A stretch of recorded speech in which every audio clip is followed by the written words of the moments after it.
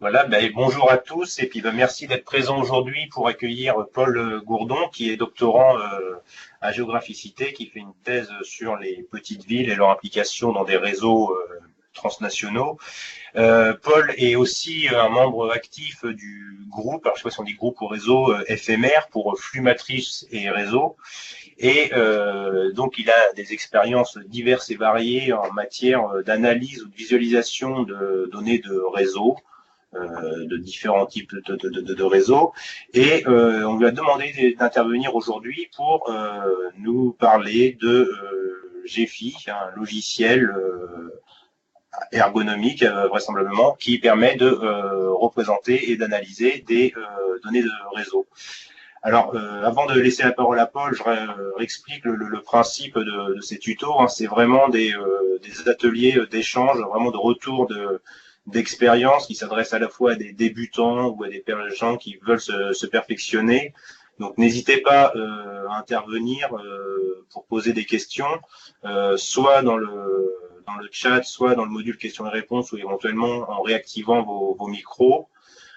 L'idée de l'organisation, ça, on part sur 3/4 d'heure, 1 heure de présentation du logiciel, et puis je pense que Paul va revenir aussi sur la mise en forme et la préparation de données de réseau, et ensuite il nous restera 1 heure pour discuter sur le logiciel.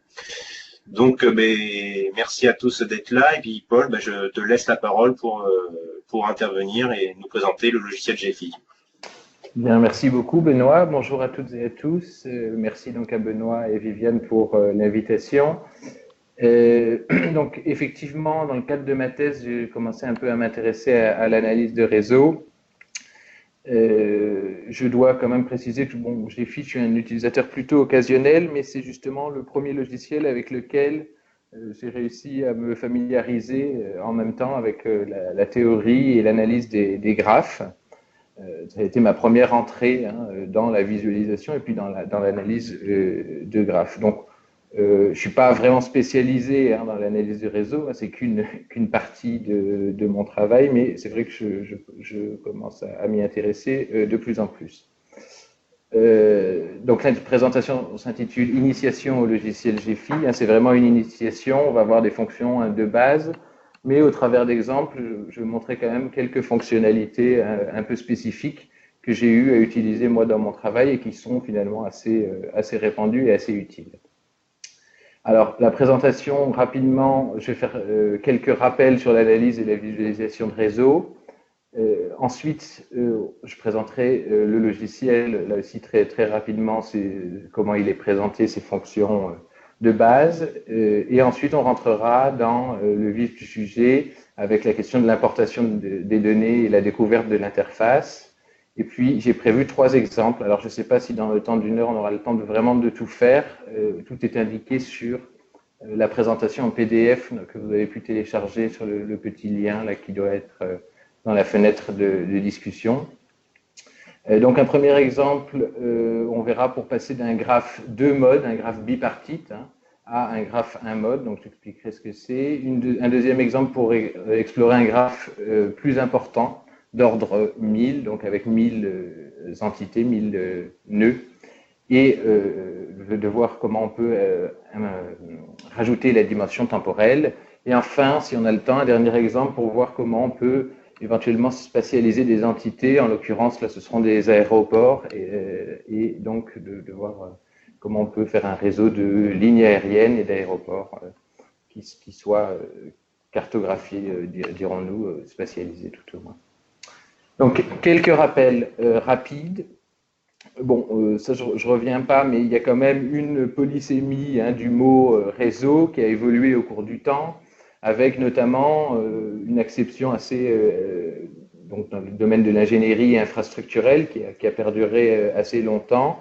Et puis aujourd'hui, des différentes significations, c'est un mot qu'on entend un peu partout, qui renvoie à la fois à des flux, des échanges de communication, notamment avec l'apparition des nouvelles technologies d'information et de communication, mais aussi qui renvoie des fois à un réseau social, c'est-à-dire un ensemble de relations et un système de relations.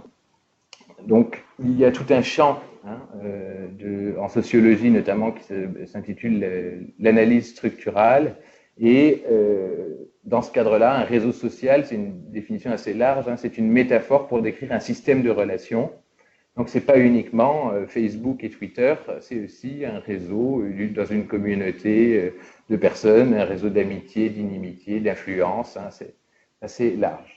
Plusieurs objectifs, donc là je reprends des considérations d'Emmanuel Lazega très rapidement. Donc, on peut dire que quand on essaie d'analyser un réseau, un des premiers objectifs, c'est de reconstituer et de représenter la structure de ce réseau, identifier par exemple des sous-groupes. Deuxième grande famille d'objectifs, ce serait de décrire le positionnement de certains acteurs spécifiques dans la structure, donc avec des scores individuels, des indicateurs individuels de centralité, de prestige. Troisième famille d'analyse qui viserait donc à décrire des procédures d'association, d'influence, comment des acteurs positionnés dans un réseau peuvent profiter de cette position et jouer sur des personnes ressources, des personnes qui font lien, et comprendre donc des comportements stratégiques. Et enfin, décrire l'évolution d'un système de relations si on a des données à différentes dates ou des données qui ont une composante temporelle. Donc, on peut passer d'un réseau à le modéliser sous forme de graphe. Un graphe, donc, est un objet mathématique. Souvent, on dit qu'il y a un ancêtre commun qui était Leonhard Euler de l'Académie des sciences de Saint-Pétersbourg, qui au XVIIIe siècle formalise un certain nombre de problèmes sous forme de graphes, notamment des problèmes d'itinéraire dans la ville qui est aujourd'hui appelée Kaliningrad, qui était la ville de Königsberg. Donc voilà, c'est une formalisation mathématique. Je voulais rappeler, mais alors là on va passer aussi très rapidement, quelques éléments de la théorie des graphes. Donc un graphe, et c'est ce qu'on va représenter nous dans le logiciel GEFI, c'est un ensemble fini et non vide de sommets, autrement appelé nœud. En anglais c'est soit node, soit vertice. C'est pour ça que c'est souvent en ETV. Et un ensemble fini, mais éventuellement vide, de liens ou d'arêtes, appelé aussi, donc en anglais, edge, d'où le edges. Le graphe se définit par son ordre, le nombre de sommets, mais par sa taille aussi, le nombre de liens entre ces sommets, qui caractérise la relation. Il peut être complet, donc si en fait, pour toute paire de nœuds, V1, V2, il existe au moins un lien qui aurait la forme V1 vers V2 ou V2 vers V1. Et ce qui nous amène au fait que le graphe peut être orienté ou non. Les liens peuvent avoir un sens, c'est-à-dire que dans un graphe orienté, un lien qui irait de l'individu A vers l'individu B n'aurait pas le même sens qu'un lien de l'individu B vers l'individu A. Alors que dans un graphe non orienté, eh bien, on regarde tout simplement s'il y a une présence ou une absence de relation.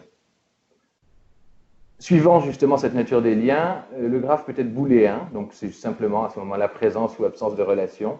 Valué, ça veut dire qu'on a une quantité, ça peut être un échange d'argent par exemple, ou une intensité de relation ou un flux entre deux entités.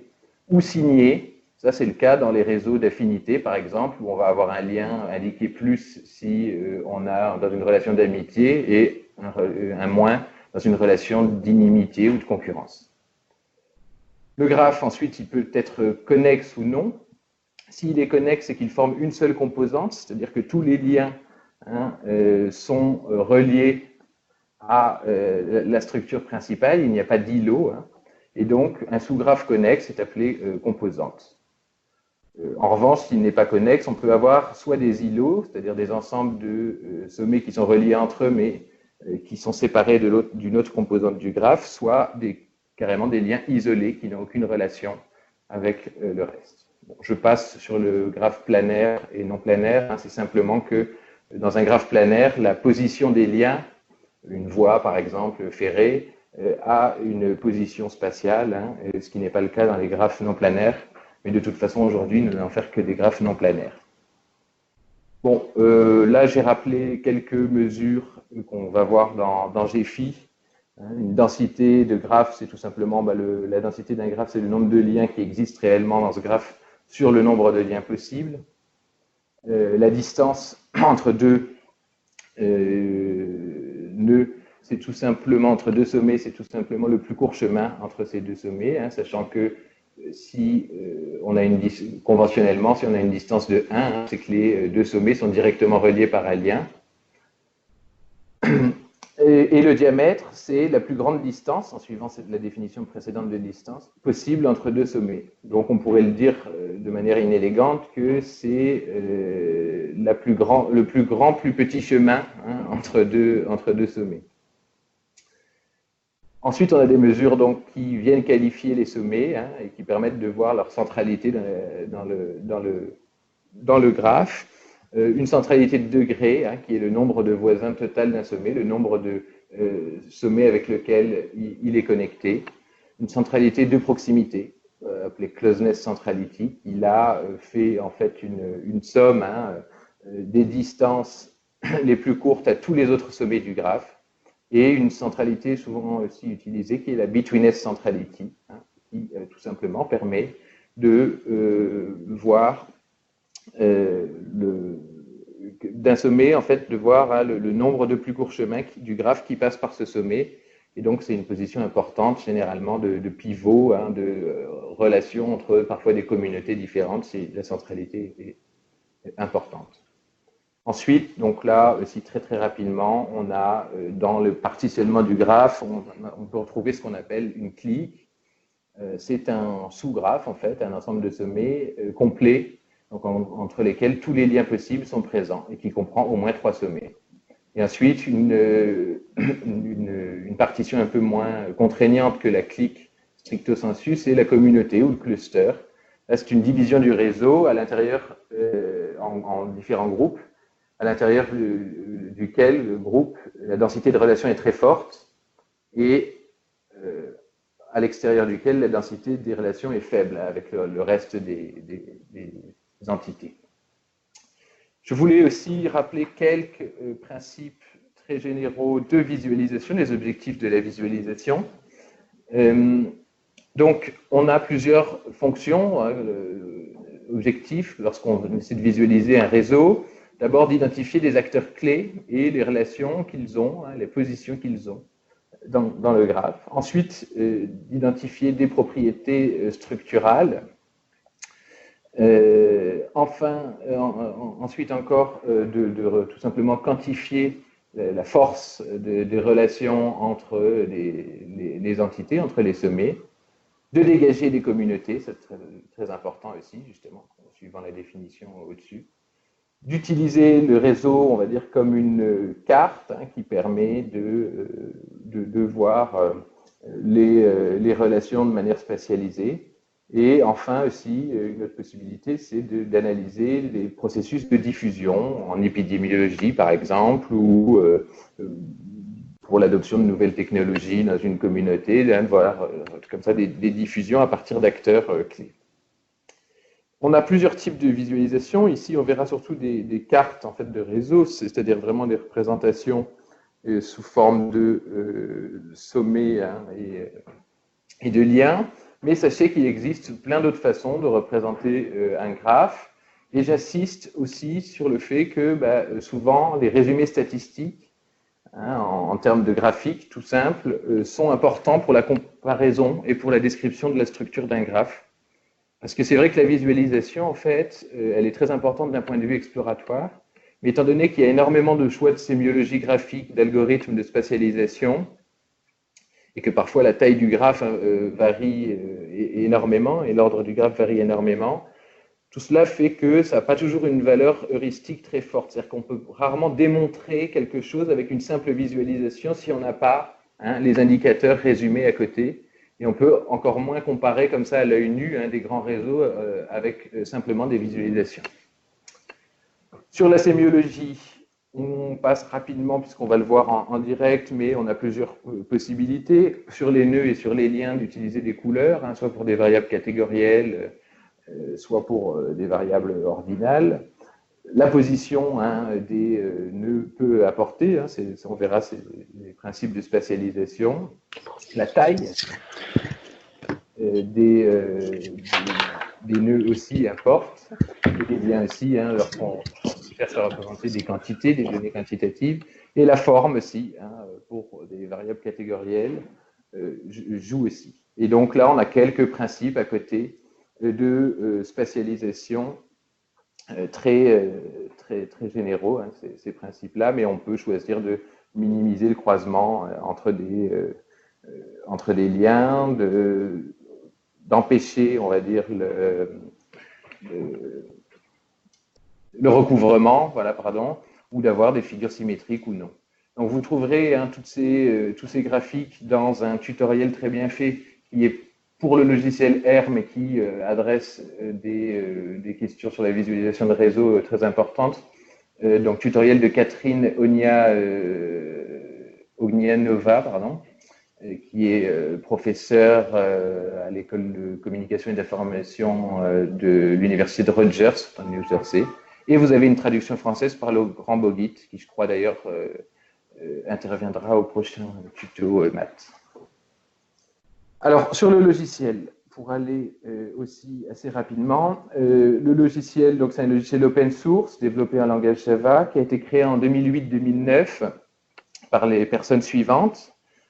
Il y a une communauté assez réactive et des mises à jour, on va dire, assez fréquentes, puisque la dernière version là, que je viens de télécharger pour ce webinaire date de septembre 2017 et la version précédente datée de février 2016. C'est un logiciel multiplateforme, donc ça c'est vrai que c'est assez pratique, hein, on peut l'utiliser sur toutes les plateformes, qui est donc principalement dédié à la visualisation et l'exploration de données de réseau, hein, et présenté souvent comme assez user-friendly. Hein. Donc, je ne sais pas comment on dit exactement en français, donc désolé pour l'anglicisme. Vous trouverez un article de présentation hein, du logiciel avec la référence ci-dessous. Ils ont fait une petite enquête auprès de 300 utilisateurs et voilà, donc il y a dans les résultats hein, une grande majorité de gens qui sont du monde académique, dirons-nous, mais quand même des entreprises et aussi beaucoup d'étudiants, vu que le logiciel est open source et gratuit. C'est pratique lorsqu'on découvre l'analyse de réseau en tant qu'étudiant d'utiliser ce logiciel. Pour le type de réseau, c'est principalement des réseaux sociaux ou voilà, des réseaux aussi de médias, hein, réseaux sociaux mais au sens numérique. Certains l'utilisent aussi pour l'analyse sémantique, hein, l'analyse textuelle. Et on voit que principalement les réseaux qui sont importés sont des réseaux de taille relativement modeste, hein, on va dire entre 1000 et jusqu'à 10 000 nœuds, tout simplement parce que le logiciel en soi peut faire plus, mais après sur des ordinateurs locaux portables, notamment comme le mien, là c'est assez compliqué de gérer des données trop importantes, il faut de la puissance de calcul derrière. Moi, pour ma part, j'ai vraiment utilisé Gephi surtout pour un travail exploratoire. C'est vrai que dès qu'on a des données de réseau, on a envie de regarder à quoi ça ressemble.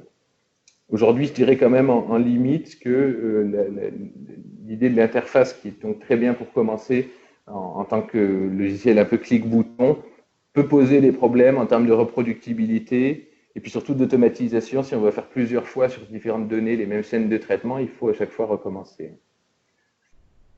Sur les types de données, vous avez un petit graphique qui résume. Aujourd'hui, vous voyez qu'il y a un fichier un type de fichier GEXF hein, pour Graph Exchange XML Format qui offre le plus de possibilités, tout simplement parce qu'il est développé, c'est un type de fichier qui est voilà, natif de Gephi, il me semble. Aujourd'hui, on travaillera plus sur du CSV, fichier très classique, mais qui en fait, vous allez voir, permet quand même de faire un certain nombre de choses, même la plupart. Fichier très classique, mais dans lequel on récupère souvent les données de tables de liens et les tables de nœuds. Alors, à partir de là, je vais ouvrir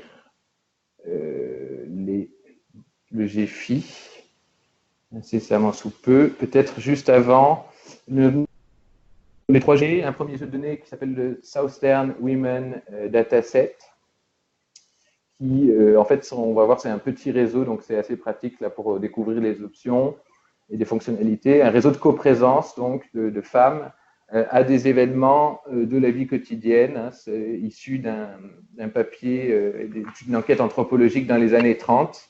Et sur 9 mois, ils ont suivi 18 femmes qui se sont rencontrées dans 14 événements sociaux informels. Et donc, on sait lesquelles de ces 18 femmes ont participé à chaque événement.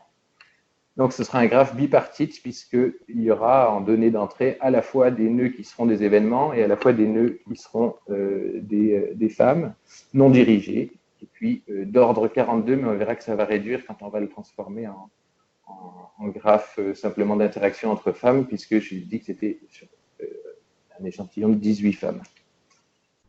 Le deuxième exemple, ce sera sur des emails envoyés au sein d'une grande institution de recherche européenne, donc où on a collecté tout simplement les envois entre origine et destination entre 986 personnes, donc il y a un ordre de 986, et donc sur 800 jours, on a collecté ces données-là, et donc ça fait plus de 330 000 emails envoyés. Lorsqu'on les réduit et qu'on les agrège en leur donnant un poids, en valuant le graphe, ça donne environ 25 000 relations. Voilà. Et si on a le temps, je montrerai des données sur les lignes aériennes et les aéroports, données aussi qui se retrouvent en ligne gratuitement. Alors, on va commencer de manière très générale à importer les données avec l'exemple A. Donc, je vais essayer de switcher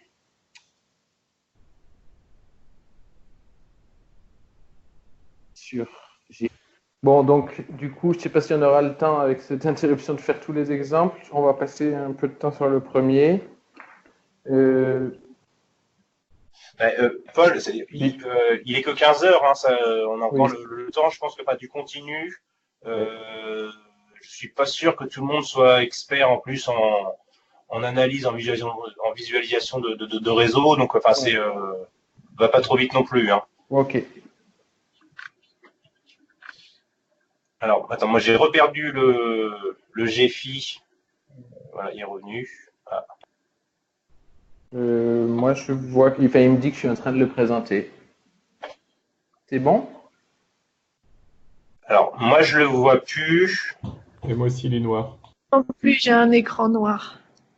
Alors là, moi, pourtant, là, il me dit que c'est bon, moi. Mais je pense que ça va arriver en boîte à souris, ça y est, ça arrive. Oui, ça y est. Voilà. Bon, attends, faut manifestement pas le stresser. Bon. Donc, on va essayer de ne plus le fermer maintenant, en espérant qu'il ne bug pas. Puisque ce que j'ai oublié de préciser, c'est que, bon, là, j'ai téléchargé la dernière version pour le tuto. Il arrive que j'ai fait quelques petites qui ne sont pas très, très, très stables. Donc, c'est vrai que dès qu'on fait quelque chose dont les résultats nous intéressent, j'y reviendrai, mais c'est bien d'exporter. Là, vous voyez? Très bien. OK. Donc, l'interface d'abord. Là, je viens d'ouvrir un nouveau projet, sans sauvegarder quoi que ce soit. On a donc, comme je l'ai mis sur le PowerPoint, 3 grandes sections. Une section vue d'ensemble, c'est celle qui est affichée là, sur laquelle ici apparaîtra la première représentation du graphe. Et on aura tous les paramétrages un petit peu pour travailler et la visualisation et puis les statistiques et les filtres. Une section laboratoire de données, c'est ici qu'on va importer et gérer nos données. Donc ça, on va commencer par là. Et en dernier lieu, ça on le verra un peu rapidement, mais c'est la fonction d'aperçu, en fait, avant impression et avant export, comme vous le voyez en bas, différents formats. Donc on va le faire avec notre exemple A, souvenez-vous, les 18 femmes qui participent à 14 événements. Donc je vais dans le laboratoire de données. Je vais commencer par importer un fichier de nœuds en CSV. Donc on va voir comment il est structuré. Donc il faut ici cliquer sur importer feuille de calcul. Je vais dans les données et je vais importer les nœuds au fichier CSV. Donc préalablement, moi je les avais un petit peu traités sous R. Ici, on voit que ce fichier CSV, donc il y a un fichier texte mais qui s'ouvre, notamment, vous savez, dans tous les tableurs, hein, en séparant par... ici, c'est un séparateur point-virgule, moi, que j'avais fait, donc c'est un CSV2, hein, stricto sensu. On vérifie bien que je l'importe en tant que table des nœuds. Ici, on voit qu'on peut avoir aussi des matrices de flux ou des listes d'adjacences, mais on va travailler principalement avec des données formatées sous un format très classique qu'on trouve pour la plupart donc directement sur Internet pour les données accessibles en ligne, sous forme de table de nœuds et de table de liens. Donc j'importe mon fichier qui va caractériser mes différents types de nœuds, avec une colonne identifiant, une colonne label. Donc là, j'ai directement nommé, moi, dans le fichier, avec le langage, si je puis dire, GFI. C'est ça qui est important, hein, c'est d'avoir au moins une colonne, quand on importe une table de nœuds avec un identifiant, et une colonne label. Et puis ensuite, vous voyez une troisième colonne qui dit, en gros, s'il s'agit d'une femme ou d'un événement. Bon, au vu du label, c'est assez évident que E1 n'est pas une personne et que Flora est une femme. Alors, je clique sur Suivant. Il me rappelle les colonnes importées. Et pour toute autre colonne que ID, l'indicateur, l'identifiant et le label, le type. Ici, on tombe sur une nouvelle fenêtre. Ça n'y était pas à ma connaissance avant. Donc, je vais déjà sélectionner « Ajouter à l'espace de travail existant » pour ne pas ouvrir un autre espace de travail. Qu'est-ce qu'il y a à savoir? Bon, là, pour l'instant, c'est juste un fichier de nœuds, donc il n'y a pas encore de graphe à proprement parler. Donc, on sait que là, ce sera un graphe non dirigé, mais ce n'est pas très important pour le simple fichier de nœuds de le marquer. Et, Paul, pardon, je peux me permettre d'intervenir pour ceux qui commencent. Là, pour redire, parce que tu viens de dire, que le fichier que tu viens de porter, c'est absolument pas pour l'instant un fichier de données de réseau. C'est-à-dire qu'on a des éléments, on a des personnes, les entités. Oui. Pardon. Voilà. Enfin, du coup, voilà. Donc pour l'instant, c'est en rien un fichier de réseau. Donc ça, c'est vraiment le premier fichier que tu importes, hein, c'est ça? Le premier fichier que j'importe, exactement. Donc, je l'ajoute à l'espace de travail existant. Je reviendrai sur la stratégie de fusion quand on importera les liens, mais pour l'instant, ça ne nous intéresse pas. Alors, je clique sur OK. Et là, on voit apparaître, donc c'est bien notre fichier, c'est les entités, ce sont les sommets en fait. Hein, voilà, pour parler clairement, ce sont les sommets, les nœuds. Donc, on a bien un graphe bipartite, c'est-à-dire certains sommets sont des femmes et d'autres des événements. Et donc, on va voir quand on importe la table des liens qu'il y aura des relations, on saura quelle femme a participé à quel événement. C'est donc ce que je vais faire. Alors là, je vais juste sauvegarder peut-être le projet en l'appelant exemple A.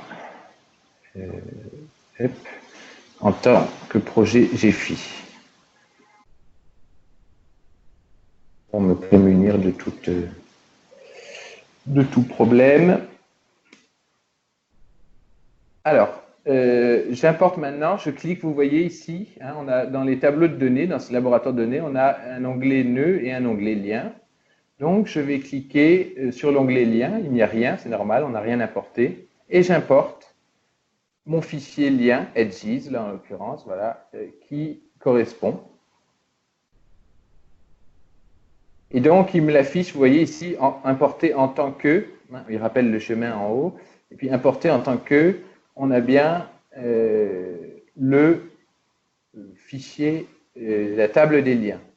Alors là, petite subtilité, si vous travaillez en fichier CSV, ce que je vous conseille de faire, même si le graphe, de toute façon, est non orienté, c'est-à-dire qu'il n'y a pas de sens hein, dans les relations entre les entités, entre les sommets, il faut mettre en titre, en tête de colonne, source et target.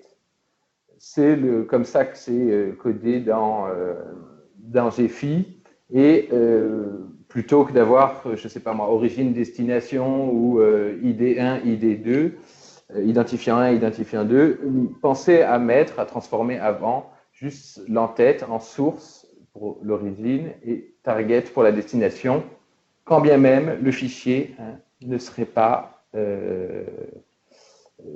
dirigé. On revient sur la fenêtre de tout à l'heure. On ajoute toujours au même espace de travail pour que ça se mette en relation avec les nœuds qu'on vient d'importer. On vérifie, mais là on a bien 32 nœuds, c'est exactement ce qu'on a importé dans le fichier nœud. Et on a 89 liens. Donc là, ici, on peut faire plusieurs choses, notamment si on clique sur boucle, on accepte de représenter un lien qui part d'un sommet et qui revient vers ce même sommet directement. Donc un lien d'un sommet vers lui-même.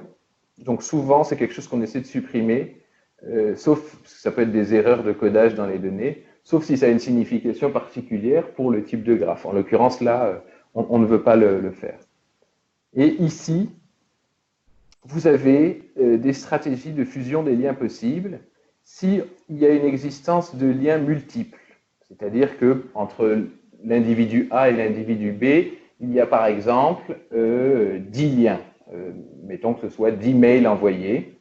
Eh bien, on peut choisir, si on n'a pas agrégé les données à l'avance, on peut choisir de faire une somme, par exemple, qui fera donc une somme de tous ces liens-là et qui attribuera un poids de 10 correspondant aux 10 mails envoyés de l'individu A à l'individu B directement. Après, souvent, le mieux est encore de préparer ces données, de les agréger soi-même, soit sous Excel ou LibreOffice, soit, moi je le fais sous R, puisqu'on contrôle comme ça exactement ce qu'on garde comme attribut de nos liens et ce qu'on délaisse.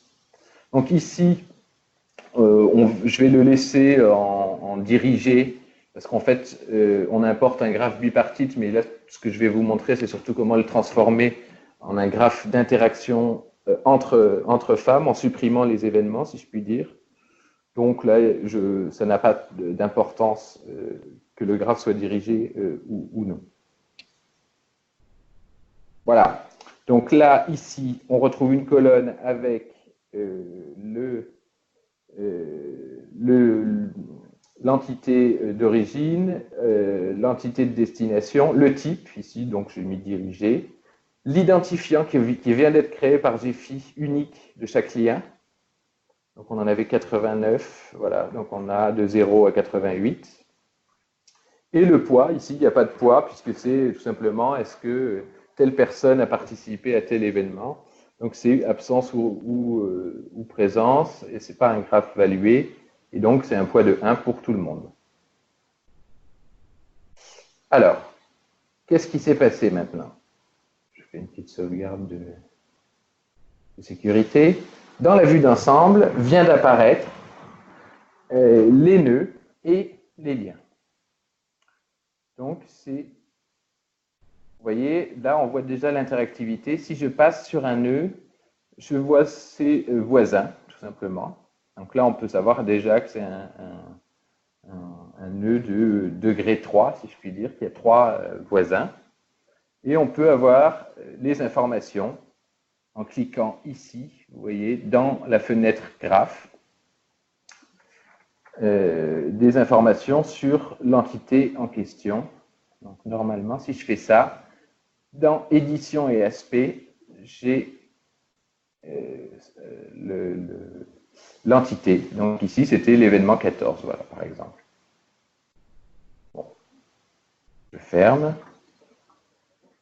Donc, sur cet espace, pour être plus précis, sur cette interface, c'est vraiment l'interface sur laquelle on va travailler principalement. Vous avez donc l'onglet graphe avec des propriétés assez générales de visualisation. Je peux augmenter la taille des liens, normalement, si ça marche. Vous voyez, grossir les liens ou les baisser.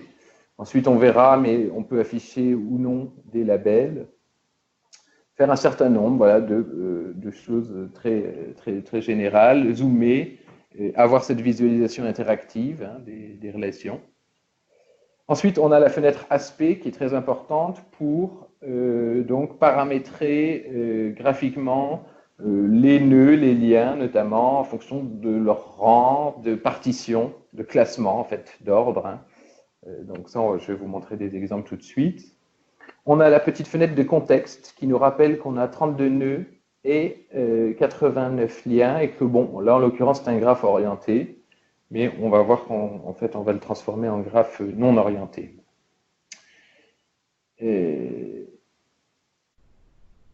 Pardon, la fenêtre 4, ici, que j'ai mis 4 sur le PowerPoint, c'est une fenêtre de spatialisation. C'est là où on aura les algorithmes de spatialisation qui vont nous permettre de sortir un peu de ce schéma fouillis et d'organiser la position relative des nœuds entre eux, de manière à ce qu'on gagne en lisibilité. Et enfin, une fenêtre ici, statistique et filtre. Vous voyez, j'ai un onglet statistique et un onglet filtre qui va nous permettre de calculer des indicateurs sur ce réseau. Donc là, on entre, hein, s'il y en a qui ont la présentation ouverte, on entre dans la partie vraiment sur comment passer de ce graphe de mode qui représente en fait donc des relations, des interactions là entre des femmes et des événements, ont-elles été présentes ou pas. On va passer à un graphe d'interaction entre femmes. Donc d'abord, une première chose qu'on peut faire pour découvrir avec la fenêtre aspect comment on peut qualifier les liens, on peut colorer différemment les nœuds hein, qui correspondent à des femmes et ceux qui correspondent à des événements. Alors, ici, je suis dans la fenêtre aspect, vous voyez que je suis bien dans l'onglet nœuds et que je suis dans l'attribut couleur. Alors, unique, c'est tout simplement, on peut lui donner une couleur unique, changer la couleur des nœuds. Partition va nous intéresser puisque ce qu'on veut, c'est différencier les femmes des événements. Alors, comme on a de la chance, il y a une colonne hein, qu'on a importée tout à l'heure, souvenez-vous, dans le laboratoire de données, une colonne type qui divise entre femmes et événements. Alors, ce n'est pas moi qui ai mis les couleurs, mais vous voyez, très classiquement, le logiciel a mis les femmes en rose. Bon, c'est du hasard pur et simple, hein, je le précise. Et donc, si j'applique, à ce moment-là, vous voyez que on a les femmes qui sont ici en rose, rouge, saumon, et les événements qui sont en vert. Ici, il y a une option, vous voyez, dans la fenêtre principale, les liens ont la couleur d'une source. Là, par exemple, je vais l'enlever. Et on retrouve nos liens de couleur grise. Ce qui est là, pour cet exemple-là, on va dire plus joli. Voilà. Alors, maintenant, venons-en à la transposition. Comment on va transposer ce graphique, ce graphe-là en un graphe de relation femme-femme. Le problème, c'est qu'on souhaite obtenir donc un graphe de relation, d'interaction en fait entre femmes, et on peut considérer qu'il y a une interaction lorsque deux femmes ont participé au même événement. Voilà, jusque-là, c'est tout à fait logique. Pour ce faire, il faut installer un plugin. Alors, en fait, vous avez vous voyez, au-dessus de nos 3 sections importantes que j'ai décrites tout à l'heure, on a assez classiquement le menu, hein, donc ici avec le gestionnaire de fichiers, l'espace de travail, est-ce qu'on en ajoute d'autres ou pas, hein, ça on verra comment on peut s'en servir. Et puis, dans la fenêtre outils, les modules d'extension. Donc, il se trouve que le plugin qu'on va utiliser ensemble était déjà dans les extensions disponibles. Hein, donc, ça veut dire qu'il est il est déjà préparé pour être installé. Donc, en l'occurrence, sinon, ce qu'il faut faire, hein, c'est venir le choisir ici. Vous voyez, on a les différentes catégories. Certains sur les algorithmes de spatialisation, layout, d'autres sur des paramètres d'import, d'autres qui sont des outils généraux, d'autres sur des calculs, les métriques. Et donc, lorsqu'on regarde dans Installer, parce qu'en l'occurrence, moi je l'ai déjà installé, on voit un plugin qui s'appelle Multimode Network Transformation Plugin et qui permet de projeter un graphe bipartite two modes, deux modes en fait, hein, on a bien événement et femme, en un graphe monopartite, un mode. Donc, c'est ce que je vais faire maintenant. Donc moi, comme je l'ai déjà installé, vous voyez que le plugin apparaît ici, à côté de filtres et de statistiques. Alors, qu'est-ce qu'on fait? On fait charger les attributs. Pourquoi? Parce que c'est à partir d'attributs et notamment du type, hein, forcément, qu'on va paramétrer, qu'on va pouvoir faire la transposition. Donc nous, c'est bien sur l'attribut type, hein, qui était dans notre laboratoire de données, souvenez-vous. Voilà, type. Alors, je reviens là. Attribut type. Qu'est-ce que c'est notre attribut? On le retrouve ici, type. C'est une chaîne de caractères, string. Et puis, vous verrez, je l'ai rappelé, hein, dans le PDF là, que vous avez, mais là, en fait, ce qu'on va faire, c'est qu'on va paramétrer les deux matrices pour qu'il y ait une transition. Donc, vous avez la matrice de gauche, on va mettre woman event, et la matrice de droite, event woman. Ainsi, on voit la logique, c'est qu'en entrée, on a bien une relation femme-événement, et à droite, événement-femme, et donc en fait, en sortie, il va bien garder femme-femme et faire la transition par les événements. La transposition par les événements. Autrement dit, il va faire exactement ce qu'on veut, c'est-à-dire deux femmes qui auront participé au même événement auront un lien, hein, de poids 1. Je clique sur Remove Edges et Remove Node. Pourquoi? Pour supprimer les nœuds visuellement, hein, et dans les données, les nœuds qui correspondent aux événements. Et normalement, si je fais Run, ça ne marche pas. Ah, parce que je me suis trompé de... Ça n'avait pas marché là. Normalement, ça marche. Alors.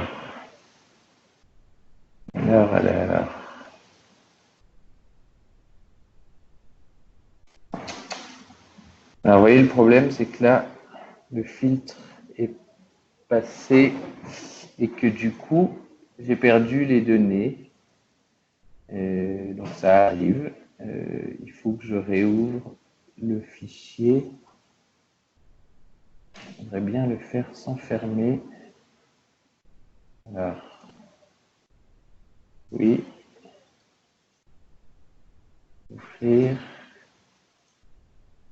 Excusez-moi pour ce...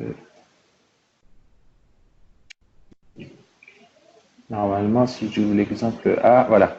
Donc là, j'ai bien à nouveau mes données, hein, précédemment sauvegardées et importées. Donc là, si je fais ça, avec la fenêtre de partage, j'arrive plus à voir le plugin, je ne sais pas pourquoi. Bon, ça c'est les aléas là, je pense du partage d'application. C'est bon, ça a affiché?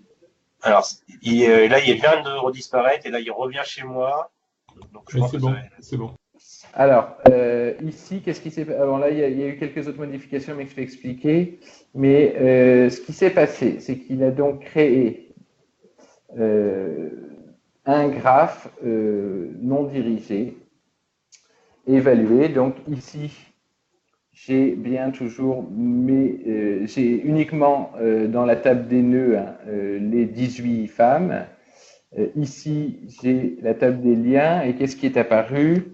Il est apparu qu'on a des liens donc, de type non dirigé. Dans la colonne label, ici, vous voyez que ce sont bien des liens femmes-femmes, donc interaction entre femmes. Et on a un poids qui a été calculé. Donc ici, par exemple, entre la femme 1 et la femme 2, on a identifiant 1, identifiant 2, on a un poids de 6. Donc, c'est qu'elles ont été présentes à 6 des 14 événements ensemble. OK? Et alors, maintenant, si on revient sur la vue d'ensemble, bon, du coup, là, il y a eu quelques petites modifications qui ont été faites. Je vais les expliquer tout de suite. D'abord, on peut maintenant, vous voyez, sur le nouveau graphe, calculer un degré. Donc, bon, là, ils ont déjà été calculés, mais je vais le refaire. On calcule donc l'ensemble des degrés, et ce qui se passe à chaque fois qu'on est dans la fenêtre statistique et qu'on veut donc des informations sur notre graphe, c'est qu'on a l'information sur le degré moyen, donc au niveau de l'ensemble du graphe. Donc ici, c'est un degré moyen de 15, ce qui signifie que dans ce réseau, les femmes ont été en moyenne en interaction avec 15 autres femmes du groupe. Donc sur 18 femmes, vous voyez, il y a une interconnaissance quand même relativement forte. Une interaction donc au cours des 14 événements. Et il nous propose un petit graphique de distribution des degrés. Donc le minimum semble être 11. Et puis après, voilà, on a un certain nombre, on a 4 femmes qui ont un degré 15 et un degré 16, et puis 7 femmes qui ont un degré 17. Vous pouvez exporter ou enregistrer, ou copier tout simplement, enfin imprimer ou enregistrer ce fichier qui est en fenêtre HTML. Ensuite, on peut calculer le degré pondéré. Alors là, ça a un intérêt puisqu'on a un graphe, donc, vous voyez dans le contexte, qui est de 18 nœuds et de 139 liens, graphe non orienté, mais un graphe valué, puisqu'on a sommé, comme je l'ai montré dans les données, sur le nombre d'événements présents. Et donc, le degré pondéré, c'est tout simplement un degré qui ne prend pas en compte le nombre, là en l'occurrence de femmes qu'on a déjà rencontrées une fois, mais qui prend en compte le nombre de rencontres, c'est-à-dire le nombre, oui, tout simplement le nombre de rencontres qu'on a fait en sommant tous les autres participants des événements auxquels on a participé. Et là, vous voyez, le degré du coup est nettement plus haut. 35. On calcule ensuite le diamètre. Il ne nous propose pas orienté, puisque notre graphe est bien non orienté. Et en fait, ce diamètre-là, vous voyez, sont rappelés, alors ça c'est toujours utile, des définitions. Ce diamètre-là permet aussi de calculer du même coup la betweenness centrality, dont on a parlé tout à l'heure, la closeness centrality, et aussi une autre mesure dont je n'ai pas parlé, mais qui est l'excentricité. On clique sur OK. Là aussi, il nous recalcule les distributions pour chaque variable. Vous voyez, c'est quand même assez pratique. On calcule la densité du graphe, qui est donc, je le rappelle, le nombre de liens existants sur le nombre de liens possibles. Et on voit qu'elle est très proche de 1. Donc c'est un graphe quasi complet. Presque toutes les femmes connaissent l'ensemble des autres femmes.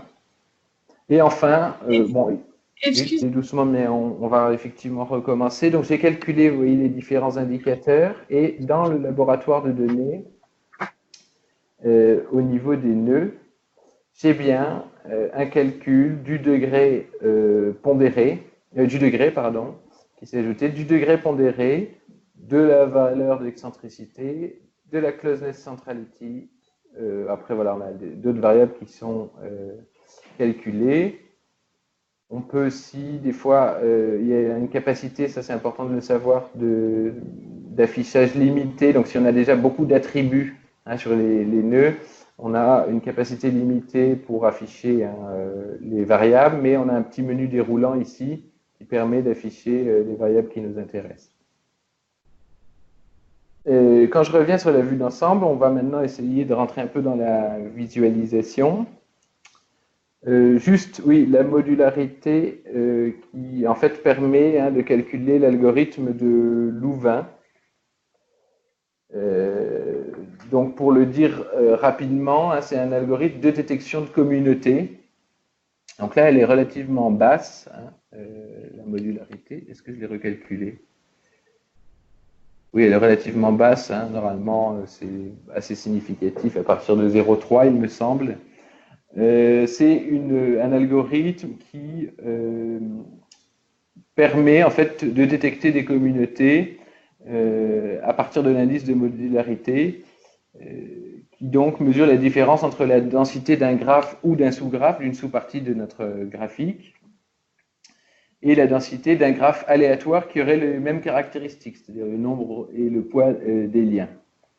Donc, le principe, c'est qu'on essaie de maximiser la fonction de modularité pour partitionner un graphe en essayant de s'assurer que le nombre et le poids des liens est plus important à l'intérieur des partitions que entre les partitions.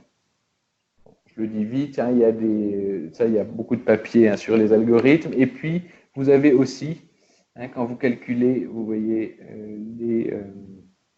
la modularité, en fait, la partition de Louvain, vous avez, ce qui est pratique, la référence du papier, ici de Blondel, Guillaume, Lambiotte et Lefebvre, sur l'algorithme utilisé.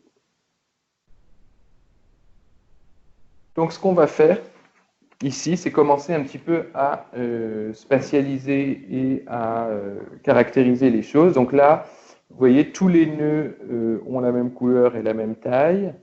Ici, avec la petite réglette, on peut jouer sur le contraste entre les liens, puisqu'on a des liens valués. Donc ça, c'est assez pratique pour voir l'intensité des relations. Souvenez-vous, c'était un des objectifs. Ensuite, on peut afficher les noms, assez pratique, surtout quand sur un panel comme ça assez restreint. Donc ici, ce qu'il faut faire, c'est venir choisir les attributs qu'on veut afficher. En l'occurrence, ici, c'est bien le label des nœuds, hein, vous voyez. Donc, je remontre. Ici, label, c'est bien voilà, les noms. Donc, je clique sur label, je le sélectionne, et maintenant, je lui dis, avec le T, vous voyez, afficher le label des nœuds. Et donc, j'ai les noms des participantes de l'enquête.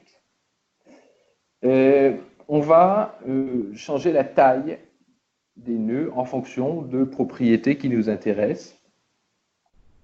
Donc là, par exemple, celles qui ont eu le plus d'interactions, le plus de rencontres, et donc ce phénomène, cette grandeur-là, pour faire ceci, pardon, je sélectionne dans la fenêtre aspect nœud, je sélectionne l'attribut graphique de la taille, et je me place dans la fonction classement. Donc là, unique, hein, c'est tout simplement pour avoir tous les nœuds de la même taille, et on choisit l'épaisseur, le diamètre de la taille.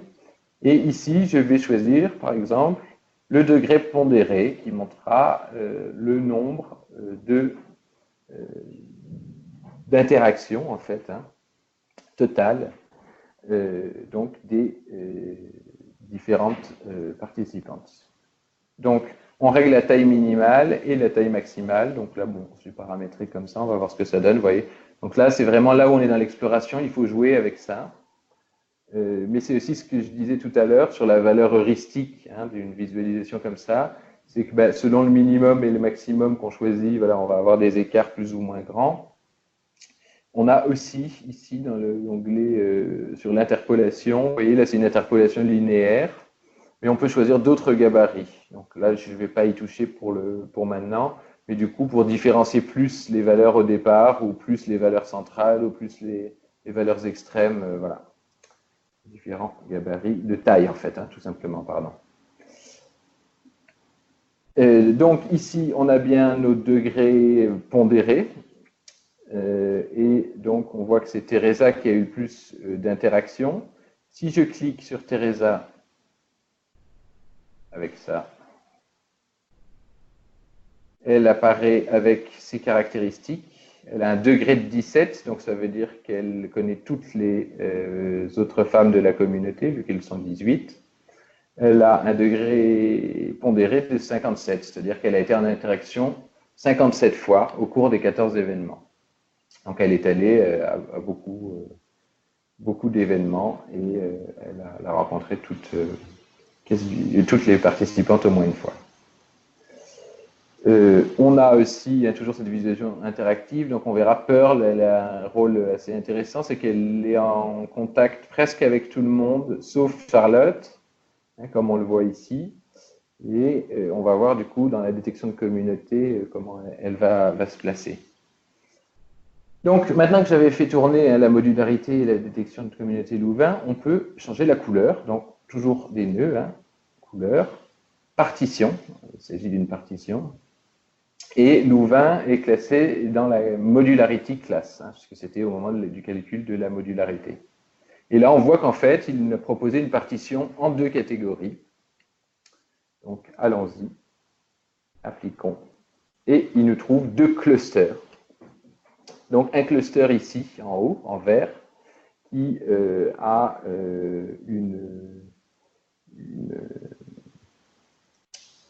donc une densité de relation plus importante entre ces personnes, et un autre cluster en rose-rouge qui a une densité assez importante.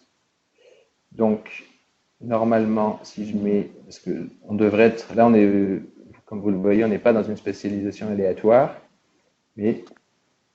Attends, juste, Paul, excuse-moi, là, sur Oui. la différence de densité entre les deux communautés, tu détectes, tu vois ça avec le graphique, là. Tu n'avais pas d'indice. Alors, je vais remontrer, je fais une spatialisation aléatoire. Pour les couleurs, là, hein, la modularité, c'est bien ce qu'on a calculé ici, souvenez-vous, dans les statistiques. Modularité, hein, on a utilisé le poids, parce qu'on a le choix d'utiliser ou pas le poids, mais là, vu qu'on a un graphe évalué, ce serait dommage de s'en priver. On a utilisé le poids, ça nous a calculé donc la modularité totale du graphe, qui n'est pas très élevée. Et on a dans le laboratoire, comme pour tout indicateur, dans le laboratoire de données, on a la classe, du coup, la partition qui résulte en fait de l'algorithme de Louvain. Donc, vous voyez un ensemble de femmes qui sont dans la catégorie 0, hein, qui n'a aucune signification autre que, c'est un code en fait pour dire elles sont dans le groupe 0, et d'autres qui sont dans le groupe 1. Est-ce que c'est plus clair ? L'algorithme de Louvain, c'est donc, comme je le disais, un algorithme qui permet assez rapidement de détecter des communautés, au sens que je définis tout à l'heure, c'est-à-dire des parties du graphe où les relations entre les nœuds sont plus intenses, donc ces parties qui sont pas forcément isolées, hein, mais qui ont des relations plus faibles, hein, ces communautés-là, avec les autres communautés. Donc il y a des liens forts entre eux.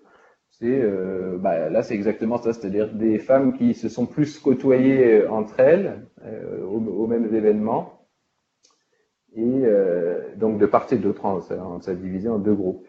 Donc les femmes du groupe 0 ont plus de relations entre elles qu'attendu, aléatoirement, et les femmes du groupe 1 ont plus de relations entre elles qu'attendu aléatoirement. Et il y a quelques femmes qui font le pont, qui ont rencontré des femmes de l'autre groupe, mais les liens sont plus faibles. Je ne sais pas si c'est clair. Mais si. En fait, ma question était quand tu dis que la communauté verte est plus dense que la rose. Non. Les femmes, les relations au sein de la communauté verte et les relations au sein de la communauté rose sont plus fortes à l'intérieur de ces deux communautés qu'entre femmes roses et femmes vertes, si je puis dire. Voilà. Ah, pardon, excuse-moi, je croyais que c'est pour ça que je ne voyais pas partir de quoi. Ok.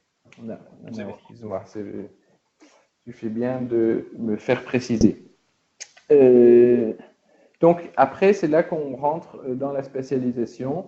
Donc, il y a plusieurs algorithmes ici dans cet onglet spatialisation possible et des fonctions qui sont assez pratiques ici, on le verra. Donc, un des algorithmes natifs de GPhy, c'est le Force Atlas, qui est pas mal. Donc, vous voyez, il y a plusieurs propriétés ici. Ce qui se passe, en fait, c'est que les principes physiques derrière, je ne vais pas les expliquer. Ce qui est assez pratique, c'est qu'on a un certain nombre de propriétés qui sont explicitées. Vous voyez, quand je passe le curseur dessus. Donc, force de répulsion, c'est à quelle force les nœuds se repoussent. Là, je l'avais augmenté, parce que je crois que de base, c'était un paramètre 20, donc le graphe était tout regroupé. Et c'est une des fonctions les plus importantes. La gravité aussi, qui attire tous les nœuds vers le centre et évite la dispersion, en fait, s'il y a des nœuds qui sont déconnectés. Bon, là, c'est pas le cas, puisque vous voyez, on a une seule composante connexe. Quand je l'exécute, eh bien, les choses changent. là, vous voyez qu'on a probablement une force de répulsion trop et une gravité trop forte et une force de répulsion trop faible. Vous voyez, en changeant ce paramètre-là, alors il ne faut pas hésiter à y aller à fond. Là, j'ai mis, vous voyez, force de répulsion à 20 000, donc il faut jouer un peu. Et on commence à avoir quelque chose de satisfaisant. Donc là, ce qu'on peut faire, typiquement quand on est là et qu'on n'a plus envie de bidouiller dans le Force Atlas, il y a une fonction très pratique qui est la fonction expansion. Ici, pardon, contraction et expansion. Expansion qui va garder en fait cette structure-là, mais qui va étendre, vous voyez, un petit peu le graphe. Une autre fonction aussi utile, le déchevauchement. Donc là, c'est le noverlap, on empêche l'overlap. Vous voyez, quand même très pratique ça. Et là, on commence à avoir quelque chose qui ressemble à un vrai graphe. Et alors, vous voyez, l'algorithme de spatialisation ne fait pas les choses au hasard, justement, puisque nos deux communautés, qui étaient colorées et réparties n'importe comment, ici, l'algorithme vise à essayer de positionner le mieux possible les nœuds en fonction de l'intensité des relations, des liens. Donc voilà le Force Atlas, qui a une deuxième version qui s'appelle Force Atlas 2, où vous avez d'autres options, et Force Atlas 2 qui est assez utile lorsqu'on travaille sur des graphes d'ordre très important, plusieurs milliers ou dizaines de milliers de nœuds. Il est plus rapide, parce que le temps, bien sûr, joue beaucoup quand on a des données plus importantes. Alors, une fois qu'on a fait ça, je voulais juste montrer une autre fonction qui est la fonction de filtre. C'est-à-dire que là, on a toutes les relations, toutes les interactions entre femmes, mais on peut très bien vouloir filtrer le graphe, c'est-à-dire, posons l'hypothèse, par exemple, si dans notre questionnement de recherche, on se dit que deux femmes, elles se connaissent bien, que si elles se sont retrouvées ensemble à plus de 2 événements en commun. Sous-entendu, si elles se sont aperçues une fois, ce n'est pas suffisant. Et qu'est-ce qu'on va faire? On va cliquer dans la fenêtre filtre, assez logiquement, et là, on va ouvrir le dossier lien. On voit ici qu'on a une fenêtre poids du lien, et c'est ce par quoi on va filtrer, puisque tout simplement l'idée de dire que deux femmes sont allées à plus de 2 événements ensemble, c'est de dire qu'on va supprimer tous les liens qui ont un poids de 1 ou de 2, conformément à la définition. Donc là, on fait glisser dans les requêtes le poids du lien, il s'affiche ici, et on le paramètre. Donc là, ce qu'on fait après, c'est que on le place, vous voyez, avec le slider, entre 2 et 3, tout simplement. Là, on peut se permettre de le faire un peu à la louche. Pourquoi? Parce que, de toute façon, on n'a que des poids qui sont des nombres entiers. Donc, si je suis à 2.062, je supprime bien les liens qui sont de valeur 1 et les liens qui sont de valeur 2. Je clique sur filtrer. Et là, disparaissent tous les liens de poids 1 et de poids 2. Donc on simplifie, on filtre, on simplifie considérablement le graphe. Mais problème, il n'en est pas forcément un, c'est qu'on retrouve du coup des nœuds avec ce graphe filtré, ce sous-graphe en fait, des nœuds qui du coup sont isolés, vous voyez, qui ne sont plus en relation avec la composante principale, la composante connexe de ce graphe-là.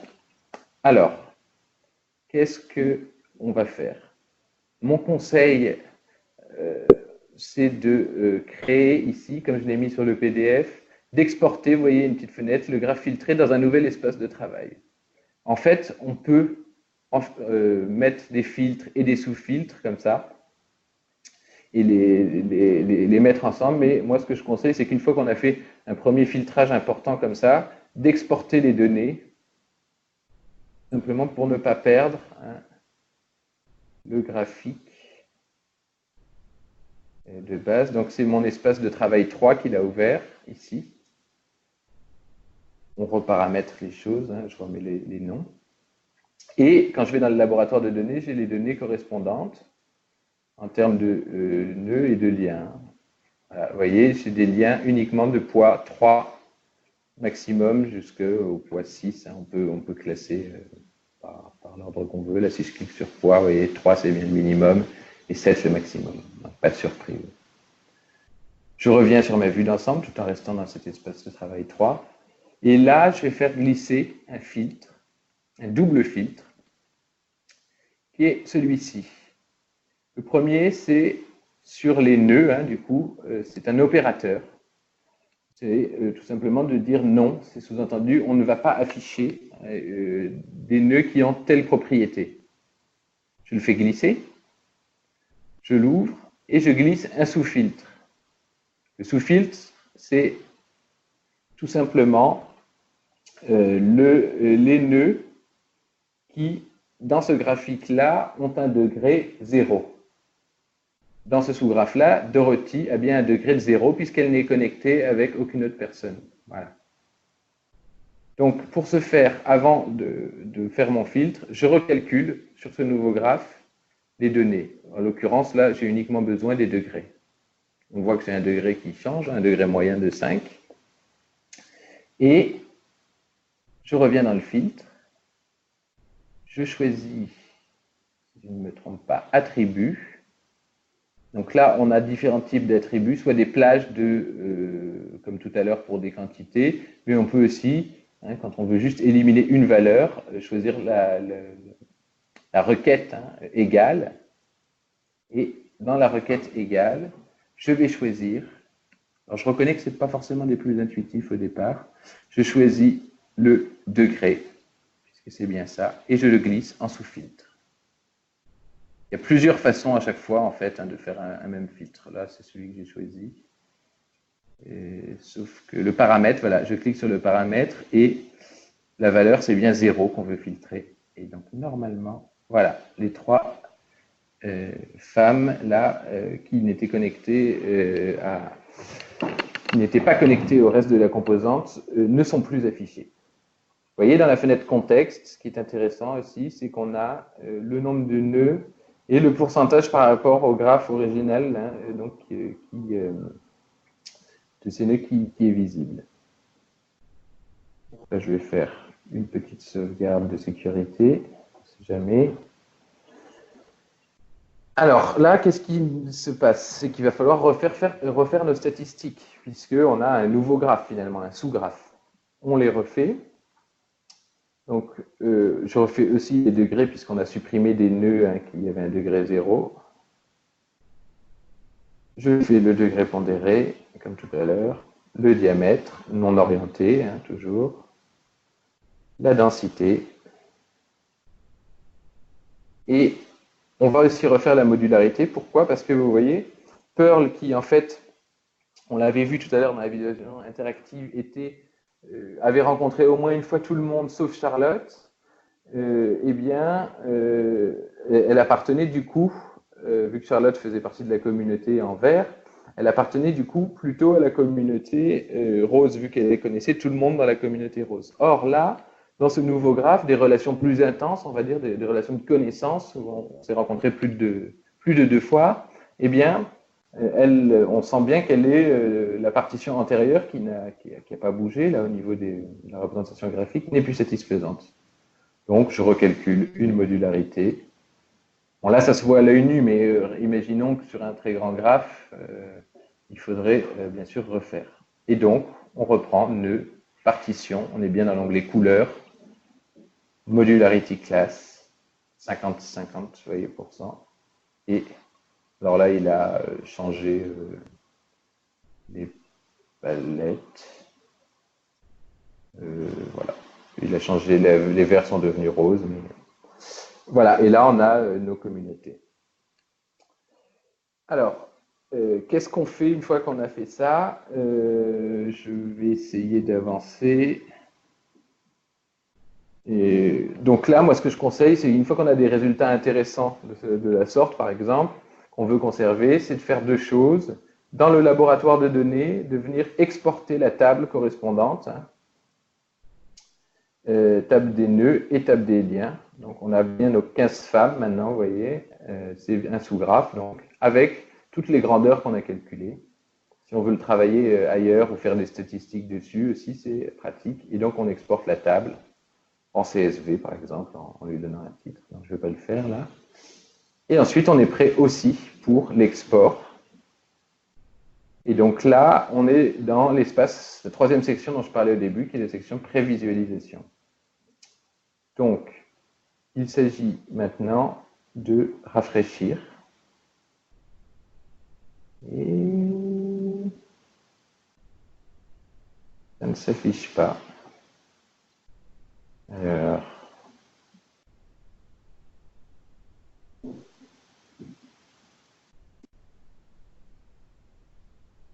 on dirait que ça veut s'afficher, mais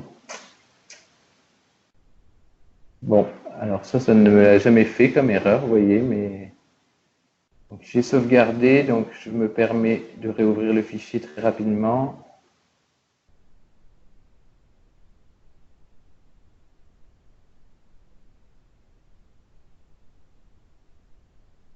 Est-ce que si je fais ça, ça marche? Voilà. Donc là, on a la visualisation. Ah, sauf que le filtre, j'ai sauvegardé avant de l'avoir filtré. Bon, je ne vais pas refaire le filtre, hein, mais donc vous voyez, on a les trois. Bon, normalement, il est peut-être, ceci dit, encore actif. Oui, il est encore actif. Donc si je fais ça, ouais, ils disparaissent bien. Je refais mes statistiques, voilà. Bon. Et donc, là, rafraîchir, voilà, on a le graphe. Donc là, plusieurs possibilités. Jouer sur la bordure des nœuds. Vous voyez, c'est déjà un peu plus joli hein, que le reste. Afficher le label ou non des nœuds. À chaque fois, il faut faire rafraîchir, hein, par contre. Donc là, il affiche taille proportionnelle, donc c'est assez illisible. En l'occurrence, on n'a pas besoin là, vraiment de le mettre en taille proportionnelle. Ici, c'est trop petit, donc on joue hein, sur la police. Mettons comme ça. En Arial, voilà, là, c'est à peu près lisible. Les liens de base, hein, ils les affichent de manière courbe. On peut choisir de ne pas le faire. Est-ce qu'on redimensionne le poids en fonction donc, vous voyez, de l'intensité des liens ou non? Et là, on voit que... ah oui, je n'ai pas refait tourner la détection de communauté. Bon, rapidement. Hein. Là. Et normalement, tout ça, ça va là.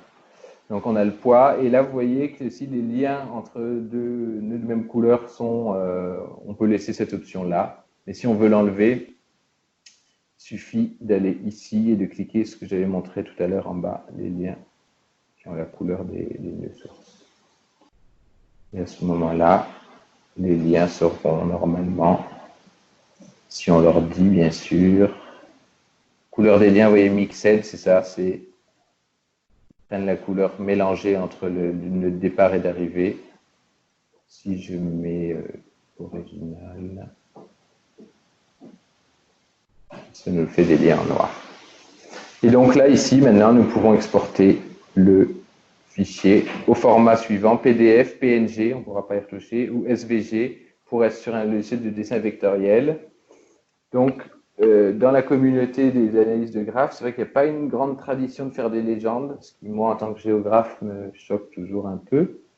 Donc, ce qu'il faut faire dans ces cas-là, c'est bien exporter, c'est pour ça que je dis toujours exporter les fichiers CSV, d'une part, hein, en sortie, quoi, une fois qu'on a les calculs, et le graphe correspondant, en SVG par exemple, et ce qui permet après très facilement de faire une légende pour les cercles proportionnels sous logiciel de dessin vectoriel.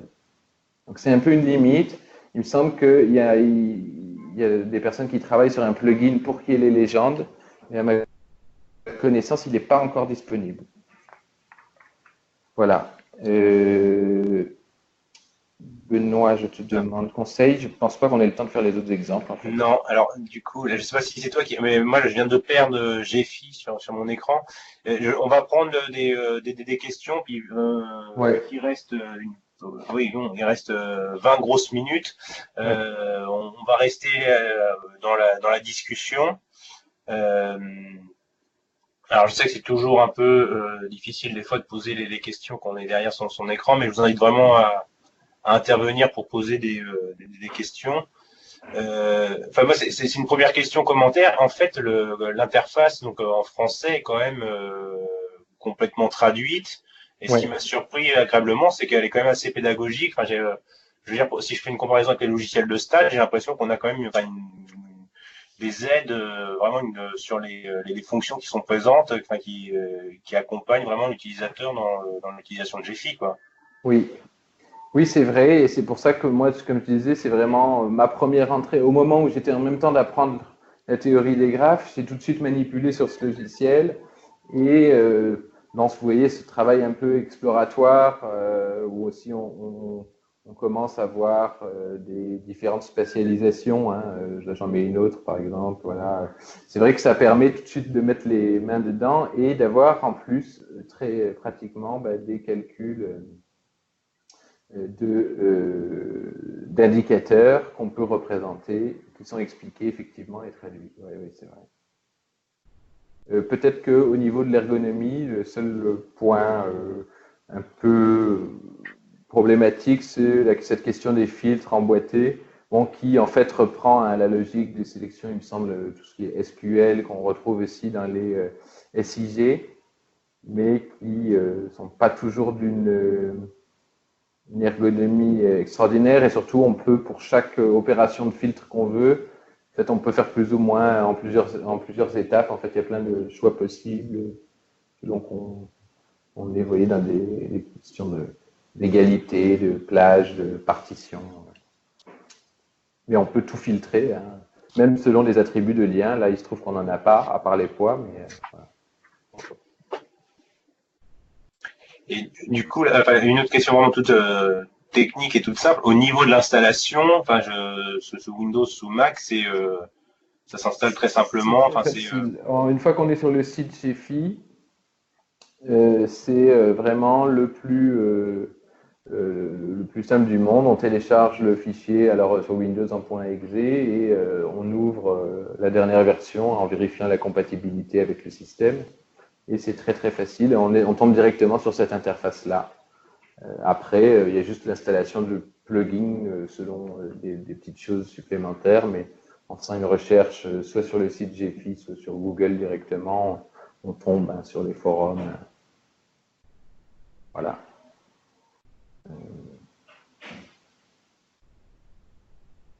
alors, je réactive.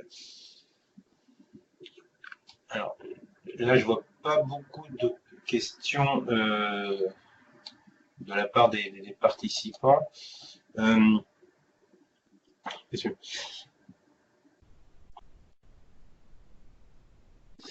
en fait, toi, tu accordes quand même une grande importance à la visualisation pour explorer les réseaux, quoi. Enfin, C'est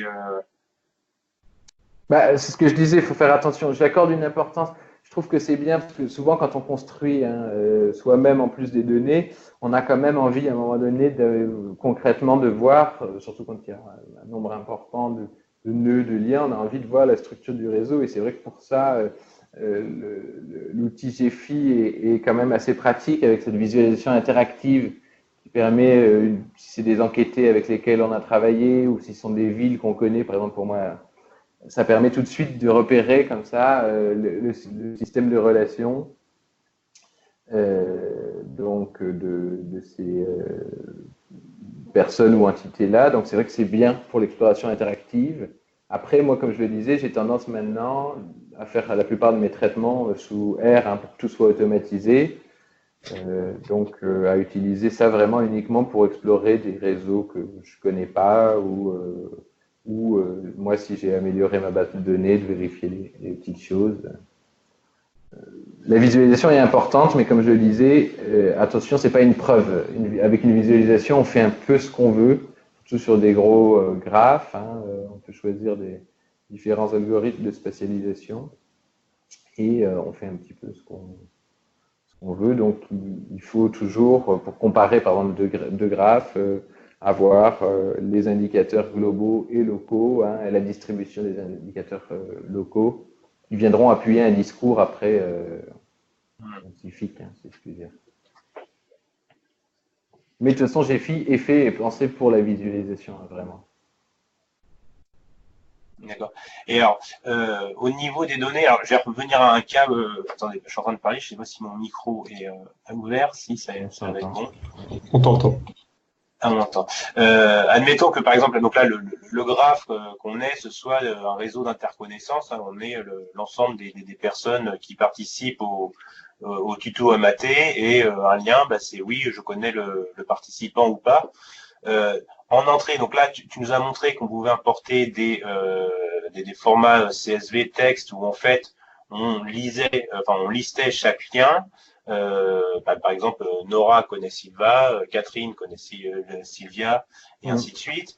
Donc ça, c'est une première manière de présenter des données de réseau. L'autre manière, c'est une forme, enfin ça c'est un grand tableau, c'est une matrice d'interconnaissance où on aurait tous les participants en ligne et en colonne. Ça peut se faire éventuellement dans un tableur Excel ou autre.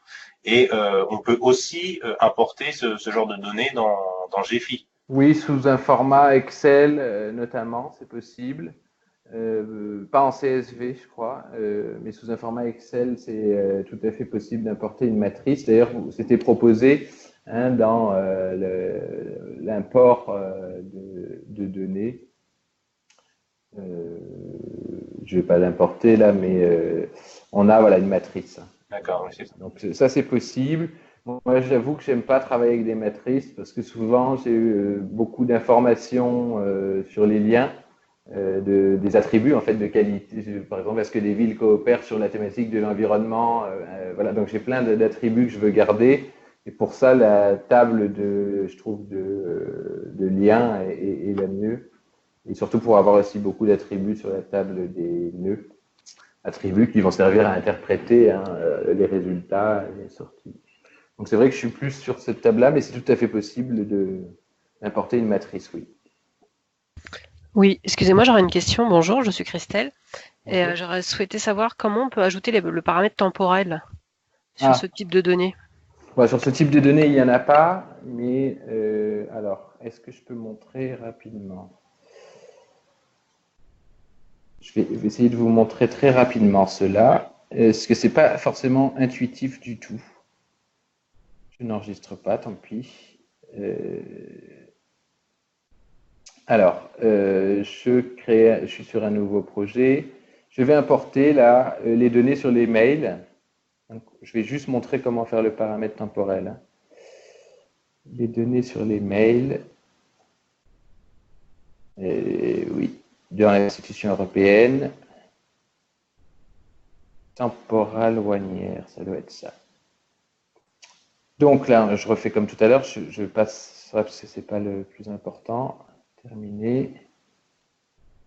C'est un graphe dirigé, oui, parce que les mails, et je ne veux pas fusionner les liens, puisque je veux garder. Vous voyez, j'ai presque 200 000 liens, là. Oui, 200 000. Donc, ce que je n'ai pas montré, mais que là, on va voir normalement tout de suite, c'est que quand on a simplement une table de liens, GFI crée la table de nœuds correspondantes. Donc, en l'occurrence, il n'y a forcément que l'identifiant, hein, puisque là, c'est l'identifiant des personnes. Mais on crée la table de liens correspondantes. Et alors là, c'est un réseau beaucoup plus touffu, hein, 991 nœuds pour plus de 200 000 liens. Et j'ai, dans le laboratoire de données, une information temporelle sur la collecte en secondes et moi que j'avais converti en jours. Donc là, par exemple, ça nous dit que l'individu 582, parce que ça a été anonymisé, a envoyé un mail à l'individu 364 le jour 0, c'est-à-dire le premier jour de la collecte. Donc moi, ce que je veux, c'est transformer cette dimension temporelle pour que ce soit dynamique. Alors, là, il y a une petite subtilité. Il faut, dans le laboratoire de données, hein, cliquer sur fusionner les données, choisir la variable temporelle qui nous intéresse, en l'occurrence le jour. C'est quand même plus facile à interpréter que les secondes, hein, sur plus d'un an de collecte. Je fais passer le jour dans la colonne à fusionner, et là, dans la stratégie de fusion possible, je clique sur créer un intervalle temporel. Je fais OK. Une nouvelle fenêtre s'affiche. On extrait les nombres. Alors, je vais étonné du maximum. Il me semble que le maximum, alors c'est bien de l'avoir en tête, moi c'était 365 puisque j'avais pris juste sur un an. OK. Et là, vous voyez, une petite fenêtre activer la chronologie, c'est ouverte. Et on a une colonne intervalle qui a été créée. Alors, normalement, si je fais activer la chronologie, j'ai ici donc mes 365 jours. Je choisis par exemple un intervalle de grosso modo une semaine. On va voir. Là, c'est 10 jours. Ouais, voilà. Et vous voyez que là, le graphe s'est automatiquement filtré. Donc, j'ai ici, dans l'onglet contexte, 7000 liens et 991 nœuds. Et là, on a donc l'équivalent des mails envoyés pendant la première semaine. Voilà, et on peut essayer de spatialiser un peu mieux. Je vais essayer il fait pour le open. Je sais pas si non, ça ne marche pas. Force Atlas, donc. Voilà, qui là nous fait en fait le graphique des personnes qui ont échangé des mails, c'est le sous-communauté pendant la première semaine, bon, tous les autres ayant dérivé complètement puisqu'étant isolés. Et après, ce qui est intéressant, c'est que je peux augmenter, vous voyez, la durée temporelle et là de voir comment le réseau se structure au cours du temps, en calculant à chaque fois mes statistiques ou en faisant des sous-graphes par période temporelle. Voilà, je ne sais pas si j'ai répondu. Enfin, si, du coup, je pense. Oui, merci.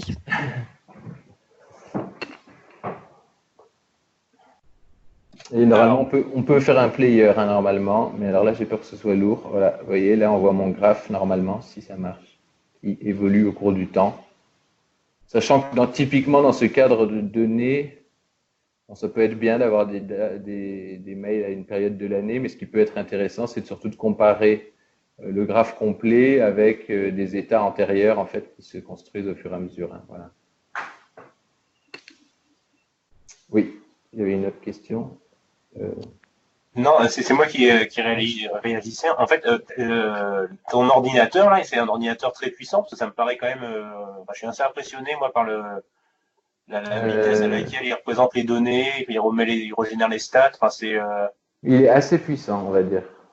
Ouais. Je sais pas si je suis pas un expert en informatique, mais je l'avais acheté par une commande CNRS, c'est un Dell. Oui, c'est quand même je sais plus combien de gigas de RAM, mais c'est assez puissant. Ah oui, d'accord. Mais ceci étant dit, si les données sont assez, en fait, voilà, si les données sont assez bien mises en forme et tout, même sur mon ancien ordinateur, qui n'était pas d'une puissance gigantesque, je pouvais quand même afficher un bon nombre de choses. D'ailleurs, on l'avait vu dans le petit graphique que j'avais fait. Bon, les gens qui utilisent GFI utilisent quand même des graphes d'ordre 1000, un peu comme celui-là. Ça, c'est un graphe d'ordre 1000, jusqu'à des graphes d'ordre 10 000 avec 10 000 nœuds. Donc, quand on a des fichiers CSV, bon, c'est pas des fichiers très lourds en fait. Voilà. Donc, là, il y a des paramètres graphiques effectivement, mais ça, voilà. Là, est-ce que la modularité est intéressante. Donc là, on a des nombres de communautés très importants. Voilà.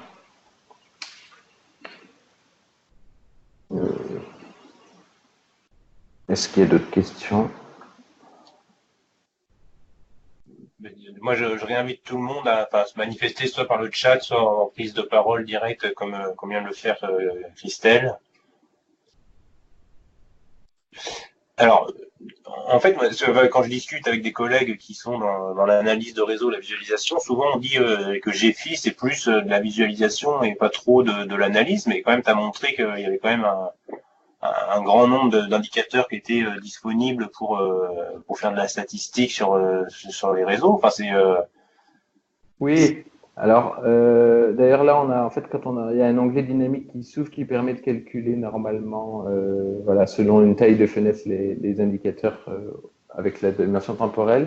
Oui, il y a un grand nombre d'indicateurs. En même temps, là, si on regarde ce qu'il y a, ce sont des choses. Moi, j'utilise jamais HIT, je sais pas exactement ce que c'est, mais il y a c'est ça, ce sont des choses très très basiques, hein, mais qui finalement, c'est vrai qu'à l'usage, quand on travaille sur des données réelles et qui ne sont pas forcément des données gigantesques, du type données web et tout ça, et puis même, j'ai fié très bien pour les données web, puisqu'il y a l'algorithme PageRank, hein, qui en fait c'est un indicateur de centralité aussi, mais qui marche bien, qui est l'algorithme qu'utilise Google en fait pour le référencement des pages, donc qui est vraiment pratique.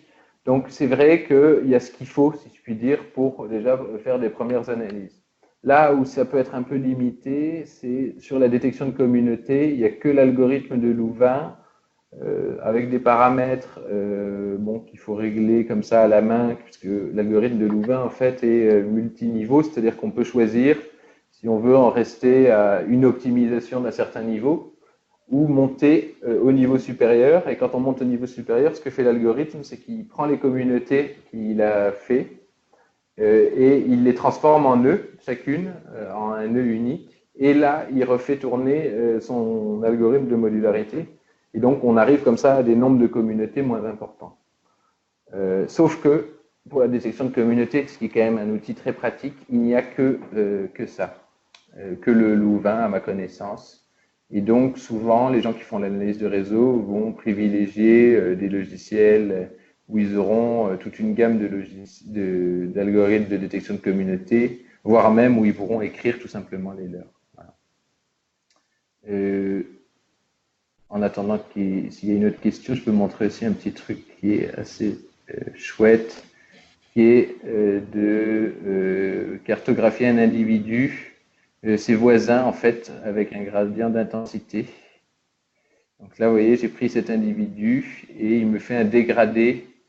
Donc plus c'est rouge, plus c'est ses voisins directs, et plus c'est jaune, plus ils sont éloignés, sachant que là, on n'a pas peint tous les nœuds avec lesquels il n'était pas en relation. Alors, de même, on peut faire ça. Alors, si je remets en noir, on peut faire ça avec le seau. Hein, on colore tout simplement les voisins les plus proches d'un nœud qui nous intéresse. En rouge, là, par exemple. Donc là, vous voyez, en rouge, on a le réseau personnel de l'individu, je ne sais pas comment il s'appelle d'ailleurs, 267. Voilà. Paul, c'est Frédéric. Je me demandais, sur les messages d'erreur dont tu parlais tout à l'heure, c'est-à-dire par exemple sur le nom des entêtes de colonne ou sur les bugs que tu as pu avoir pendant cette présentation, je me demandais si, comme tout logiciel un peu clic-bouton, ce genre d'outil était parlé quand il avait une erreur ou un bug. Est-ce qu'il est facile de savoir le problème rencontré par le logiciel quand on lui demande quelque chose et qui bug? Non, pas toujours, honnêtement. Alors, normalement, en bas, à droite, ici, là, bon, là, il y a les mises à jour, mais c'est là qu'il va apparaître un petit onglet d'erreur, plus ou moins clair. Après, ce qui peut arriver de temps en temps, c'est qu'au bout d'un moment, on travaille depuis 2-3 heures dessus, le logiciel ferme d'un coup. Bon, ça, j'ai envie de dire, c'est un peu le lot des clics-boutons. Le SIG aussi, ça me fait ça, moi, sur QGIS, de temps en temps, on ne comprend pas pourquoi, ou on fait une opération un peu trop lourde, trop gourmande. Donc, c'est vrai qu'honnêtement, il n'y a pas une stabilité à toute épreuve. C'est pour ça qu'il faut essayer de sauvegarder et en essayant de créer des espaces de travail différents, comme j'ai fait tout à l'heure pour les filtres. afin d'avoir toujours un fichier un peu maître, propre, enregistré. Et puis après, on teste des explorations qu'on n'enregistre pas. Parce qu'on ne saura pas toujours quel était le problème. Si le logiciel ne bug pas, normalement, le problème est affiché en bas à droite. Et c'est un petit onglet qu'on ouvre. Mais parfois, il bug purement et simplement. Là, tout à l'heure, je pense que c'était lié au partage d'écran, mais on a eu des petits bugs des plugins. Oui, les plugins peuvent bugger aussi de temps en temps. Voilà. Ok, merci. Viviane, j'ai une question aussi. Je me demandais, dans cette logique que tu disais d'utiliser plutôt des matrices ou plutôt des fichiers, admettons que si on n'a pas les matrices sur l'exemple des femmes, là, on ait des renseignements par ailleurs sur les femmes, je ne sais pas moi, leur âge, leur niveau de diplôme, leur statut matrimonial, peu importe. Est-ce qu'on peut colorer les points en fonction de ces caractéristiques une fois que le graphe est fait avec éventuellement une cluster ou quoi que ce soit? Oui, bien sûr. C'est ça, oui. Bien sûr, en fait, ce qui se passe, c'est que tous les attributs des nœuds, dans le tableau des nœuds, alors là, on n'en a quasiment pas, on n'a que les indicateurs calculés, mais tous les attributs qu'on ajoute, en fait, vont se retrouver, quand on sera dans l'onglet aspect, selon leur type, en fait, si ce sont des variables quanti ou qualitatives, vont se retrouver soit dans les classements, soit dans les partitions. Et on peut faire en fait un peu tout ce qu'on veut, même on peut faire entre guillemets, des erreurs, j'allais dire de sémiologie graphique. Au début, je mettais des dégradés de couleurs pour les degrés, ce qui se justifie pour des très gros graphes pour donner une impression, mais qui, strictement en sémiologie, n'est pas très correct, vu que c'est une variable quantitative. Normalement, il faut le représenter avec des cercles proportionnels. Mais oui, on peut, et en fait, c'est en choisissant les attributs qu'on aura une liste. Dans la liste, on aura les autres attributs. J'aurais pu le montrer sur les aéroports, mais on n'a pas le temps. Merci. Juste une question de débutant aussi sur les aéroports. J'arrive pas à me rendre compte. Tu regardais quelque chose de cartographique dans la représentation des lignes aériennes, c'est-à-dire que New York est à l'ouest de Paris, ou là on est vraiment en réseau et on perd complètement toute notion cartographique? Alors, non, en fait, je l'avais mis dans le PowerPoint, mais c'est vrai que je n'avais pas détaillé les procédures pour le faire. En fait, est-ce que j'ai un projet? En fait, ce qu'on peut faire, c'est il y a un plugin qui s'appelle GeoLayout qu'on peut installer et un plugin Map of the World aussi qui vont mettre Map of the World mettra une couche de pays avec la projection désirée et GeoLayout va permettre de prendre en compte des données de longitude et de latitude. Donc, je vais essayer de le faire très rapidement, mais est-ce que ça va bien marcher?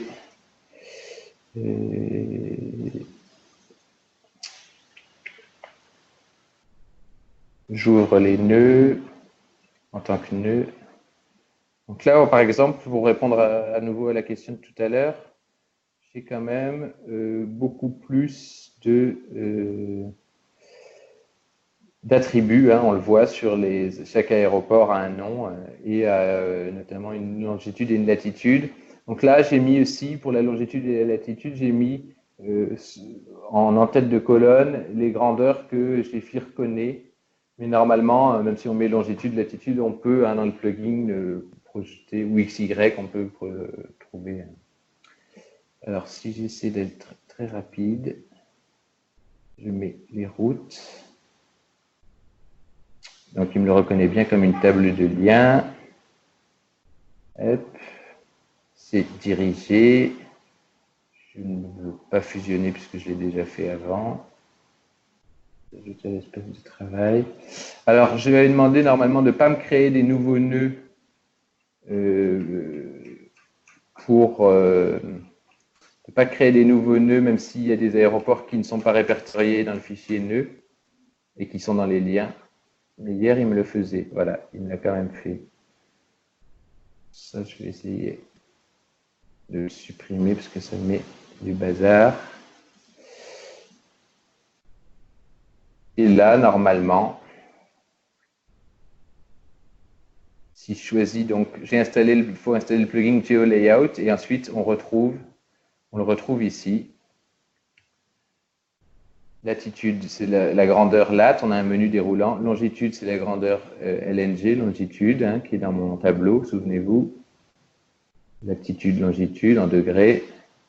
Si je fais ça, et pas mal, on a la position géographique. Donc cette fois-ci, la spatialisation est géographique, elle est sur des coordonnées avec une projection Mercator en l'occurrence. Donc là, je n'ai pas le... Ce que je vais faire. Ce qui est intéressant, en fait, c'est de travailler sans spatialiser au départ. Moi, ce que je trouvais, si j'avais pu faire l'exemple entièrement, c'est de travailler sans faire de spatialisation. Et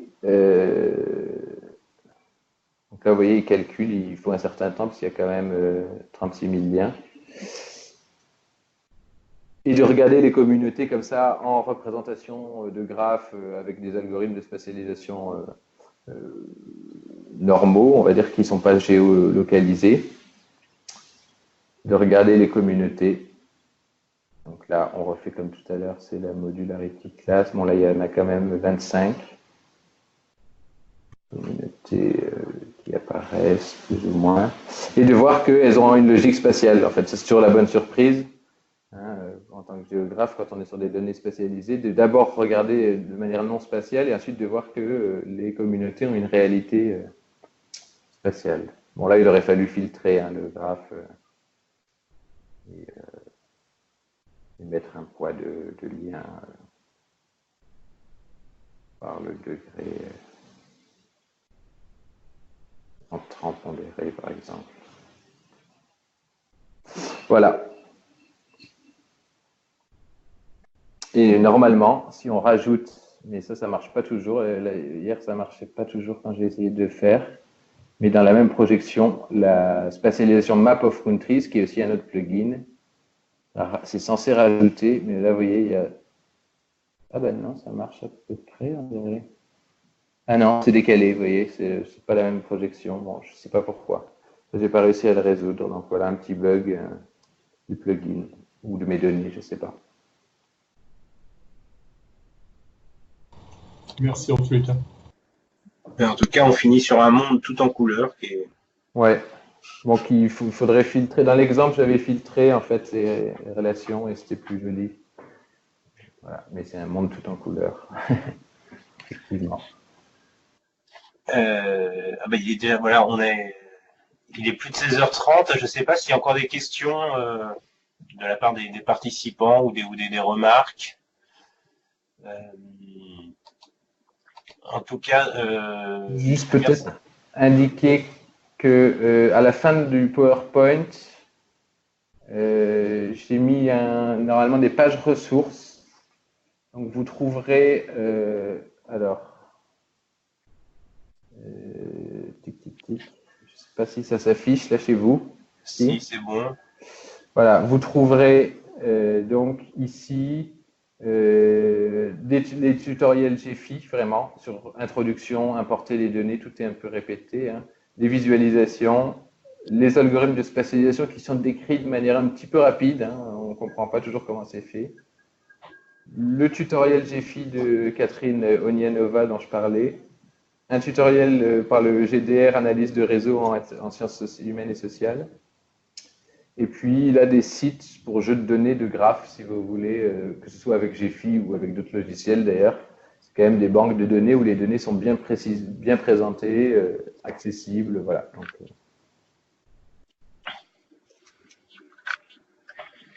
alors, je regarde vite fait dans la boîte questions et réponses, il n'y a plus de questions. Dans le chat non plus.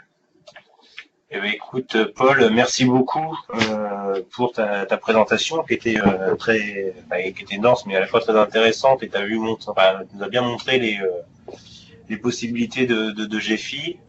Et donc pour ça, c'est vraiment très très intéressant.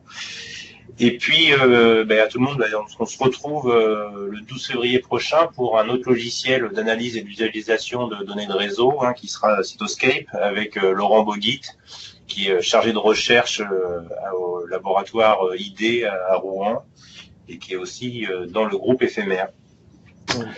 Voilà, je ne sais pas si Damien ou Viviane, vous voulez rajouter Non, merci beaucoup, parce que c'était pas facile avec les difficultés techniques. Donc, merci d'avoir tout Je suis désolé pour ça. C'est pour rien, là, mon grand. Ah oui, et merci, c'était très clair. Bon, merci. Merci à vous pour votre écoute et attention. Et voilà, donc merci, au revoir et à bientôt. À la fois prochaine. Merci.